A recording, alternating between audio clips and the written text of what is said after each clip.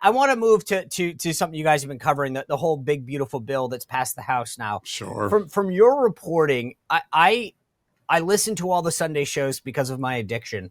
And I continue to believe that it has to pass. I mean, not will pass, has to pass.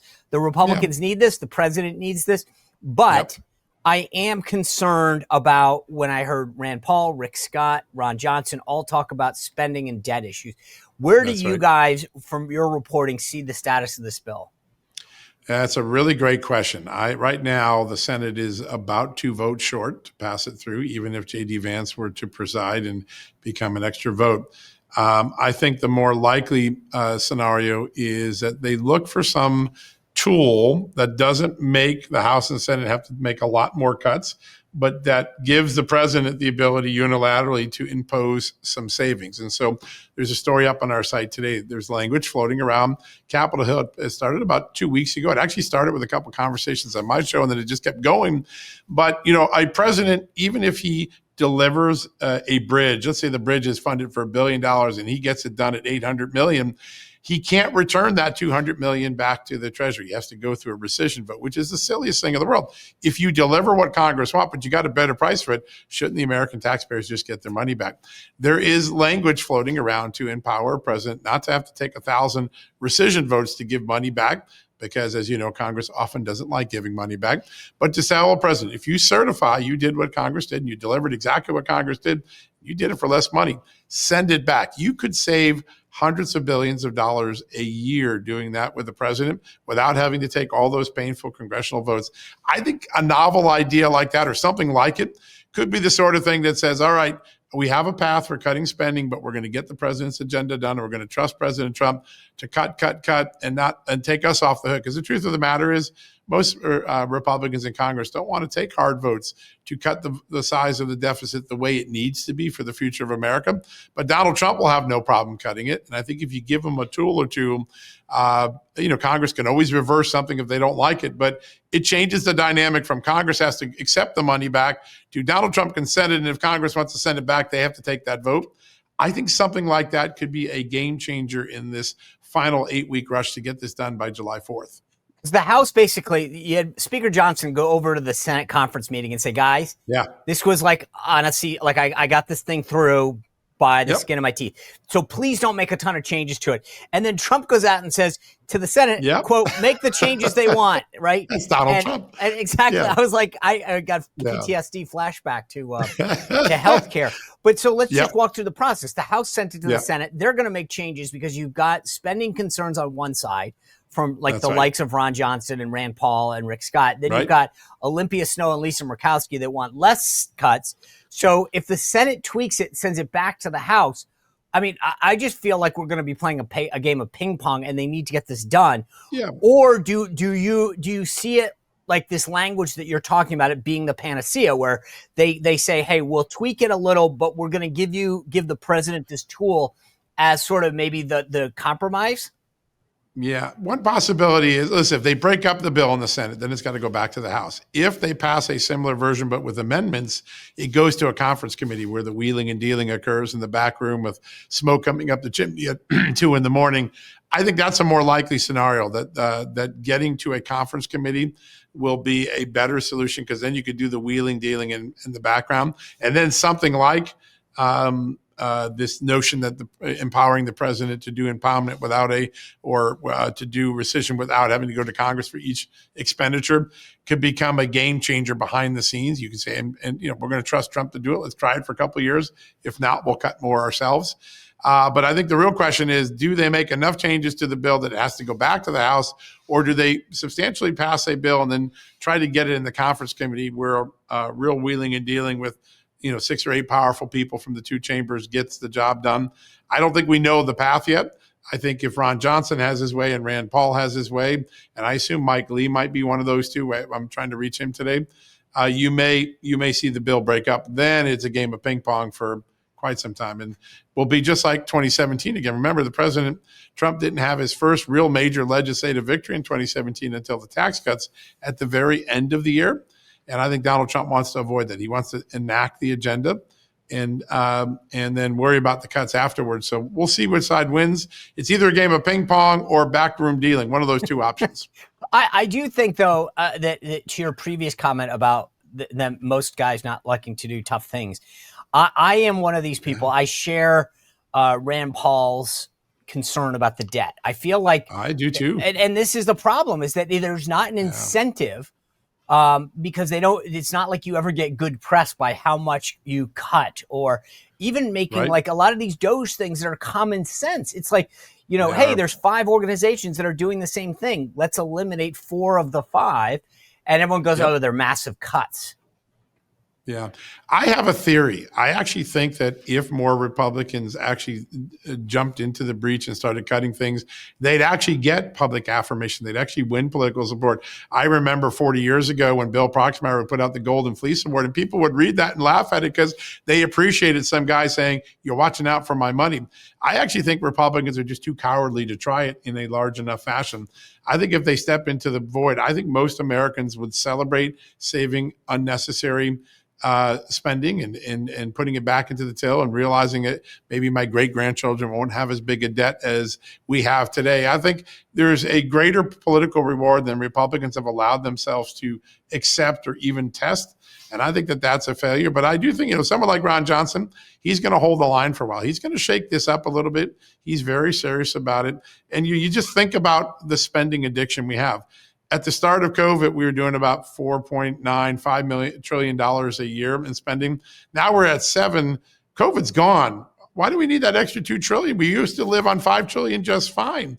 And it's just kind of crazy that Republicans can't get off the addiction of just letting money continue to flow without any accounting for it or any value to it. I mean, you look at some of the stuff that Joe Biden put out in the various big spending bills he had, and the Inflation Reduction Act, which is really the Inflation Augmentation Act. Republicans can't even take that money back, even though it's not spent. And so I think the Republicans are the problem. They got to have the courage to go and do what the American people. And here's my prediction: if they just did a little cutting, I bet you the American public would give them a reward, not a negative. I agree with you, because once people realize how, here's my point to overall.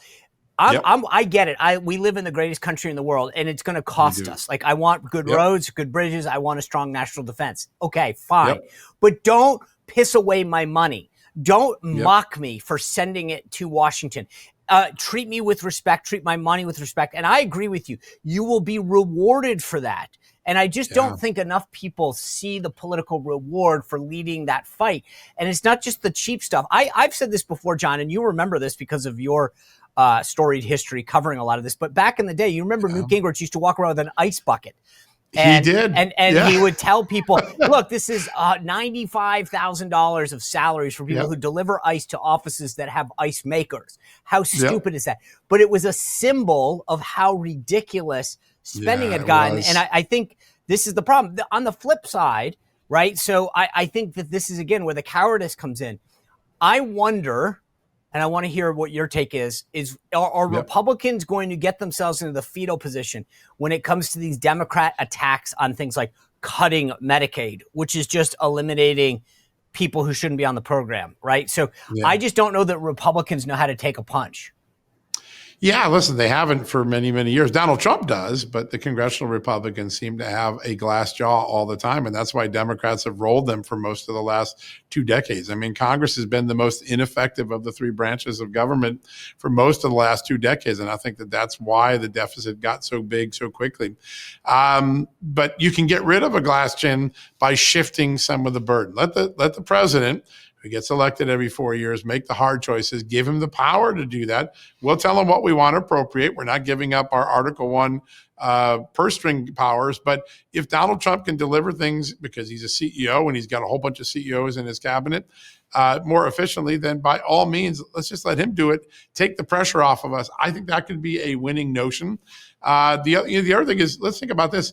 Marco Rubio, who came from the Senate, came into the State Department and cut half of the State Department and got rid of USAID and the State Department's functioning just fine today. In fact, it's getting more Americans back from imprisonment and hostages. And I got some of the most incredible negotiations in America, in the world, going on with Syria and Russia and Ukraine. They're not all going to succeed, but they're doing real diplomatic work, and they cut the budget in half. Yeah. Apparently, we don't need as much government. Yeah. We just need Marco Rubio's courage. All right. Well, speaking of foreigners, you guys have a story up at Just the News about this conflict that between Trump and Harvard. This is fascinating because it's twofold. Number one, they're going after the $3 billion in grants and funding.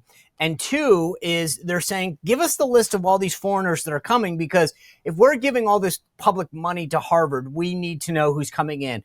Give us an update on where we are with that and how you play out, because I'll tell you my take in a second. I want to hear yours.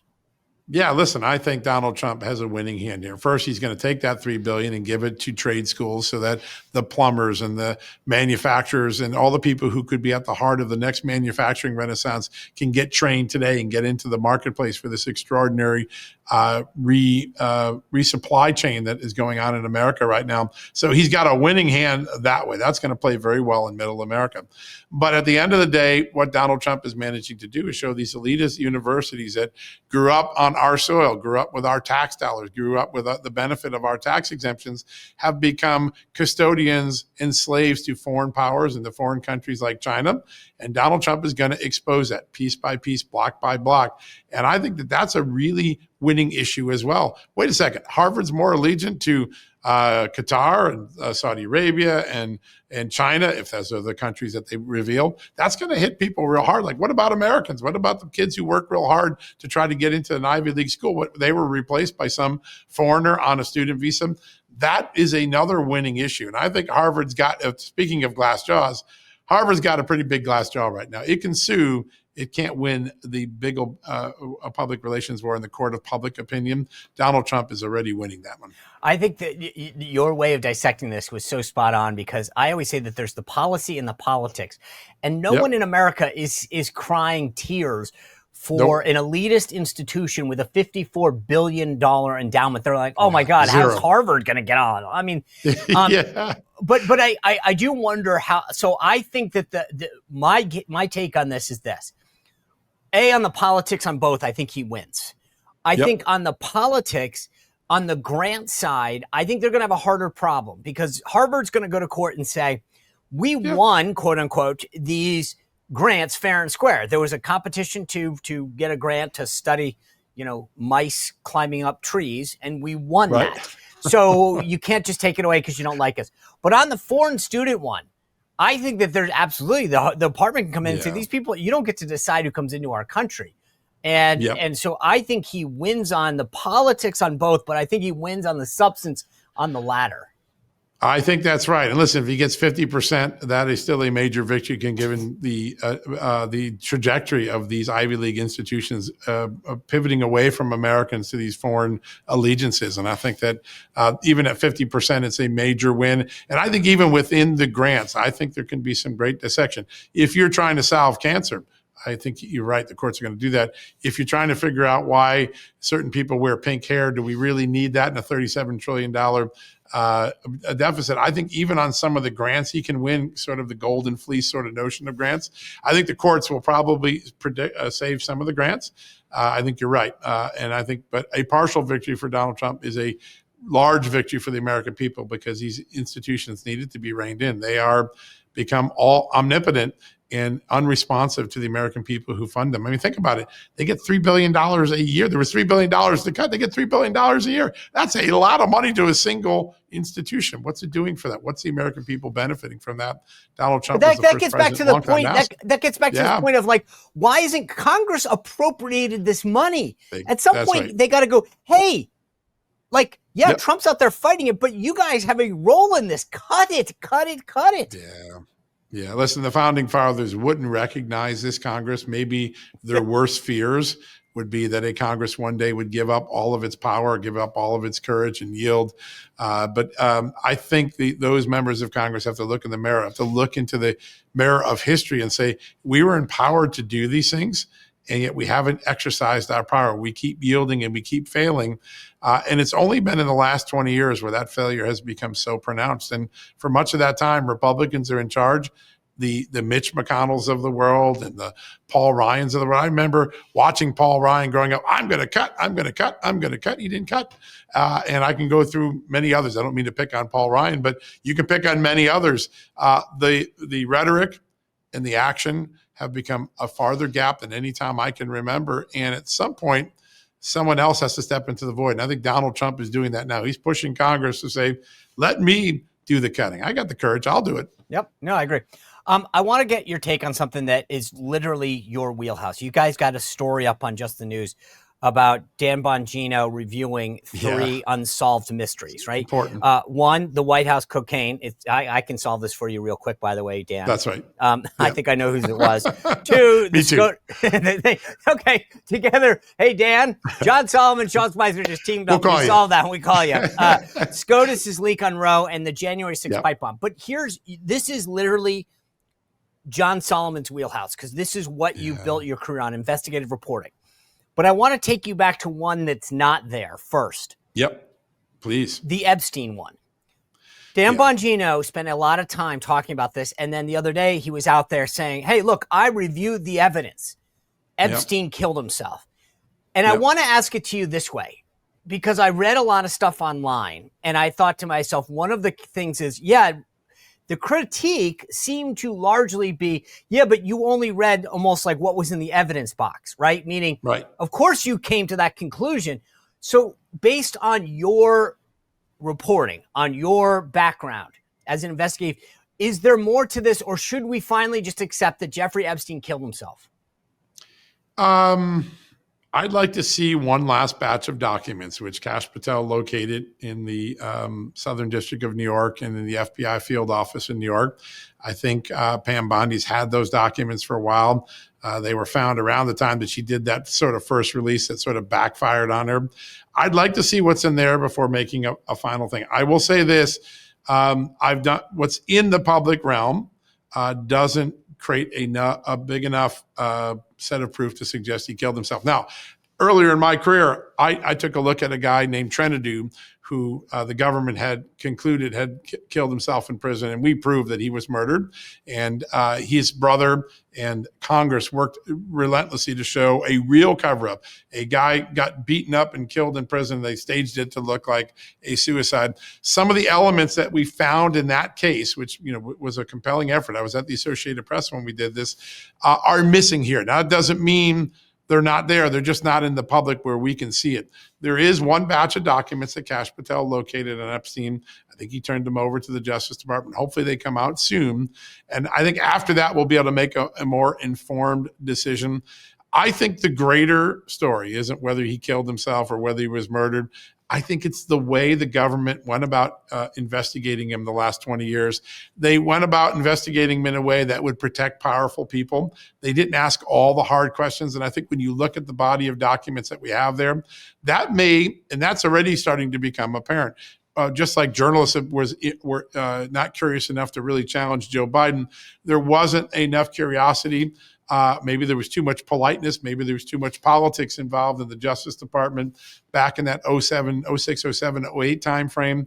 I have questions about what the Florida Attorney General's office under Pam Moody may have done as well. And so I want to look at that as well. Pam Bondi. I'd like to find out what happened there.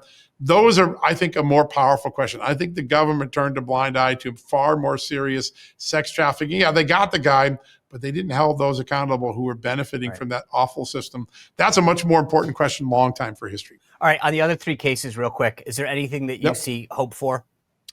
Listen, the January 6th pipe bombing case should be easy to solve. The person's on a phone. We can triangulate phones.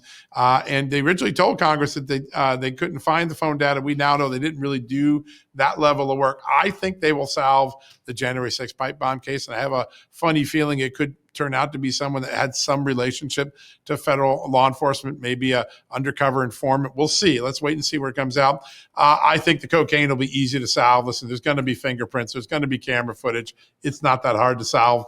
And then I think the third one is a little trickier. I don't know all the body of evidence on that one in a while. It's been a while since I've dug in. I do think there's a significant trail of evidence that hasn't been given to the public. Maybe crowdsource some of this. Let some of this stuff out. If the FBI can't solve it, let's crowdsource it. I bet you we can solve it. Last thing I want to ask you about, you posted a story under your byline paying tribute and acknowledging the passing of Phil Robertson of Duck Dynasty over the weekend. As somebody who's covered these issues for a while, did you ever meet Phil? Did you know him? I did. I got to meet him at a White House Correspondents' Dinner back when I was the editor of the Washington Times. He was a jovial guy, a God-fearing guy, an old school sort of soul. And I only met him once, but he had that authenticity. And I think when you look back at Duck Dynasty, or you look back at people who capture our fascination in some way for a period of time, they bring an authenticity that you just look at them and say, that's real. I get them. That's the type of person. And even if I'm different than them, I just appreciate that they're comfortable being who they are. I think Phil Robertson was that sort of guy. What kind of impact do you think he had on the movement? You know, I think he made it okay to just be a regular guy and not have to be an elitist. There was a period of time after the Bush years where I think elitism kind of creeped into the Republican Party, and it became more and more disconnected from the center of America. We were more about pie charts and PowerPoints than we were about real people. And then your Duck Dynasty comes about like, these are real people. This is what life's really like in Louisiana. And I think it reminded the movement that those are the people that we're supposed to be representing. And I think those reminders are important. We need them more often than we get them. Yeah. John Solomon of Just the News, thanks for being here. I love your insight. I appreciate it. Yeah, I love your show, Sean. Thanks a lot. Thank you. Well, if you enjoyed this content, make sure to like this video, subscribe, and click the notification bell to get more.